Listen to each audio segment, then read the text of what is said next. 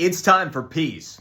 Coming out of Friday's Trump-Putin summit, two things were clear. First, as Trump has said right along, there would never have been a war in Ukraine if Donald Trump had still been president of the United States. So for all of the virtue signaling, Ukrainian flag waving people out there that voted for Joe Biden, the only reason that Ukraine ever ended up being invaded by Russia, the only reason that all those people are dead at this point is because of people like you voting for Joe Biden to be president of the United States. That's a major takeaway. But here's the other one.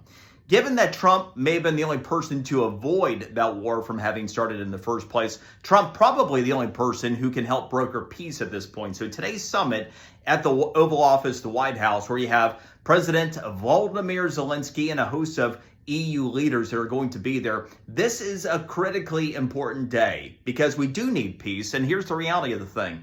It's not possible for Ukraine to just outright militarily win this war.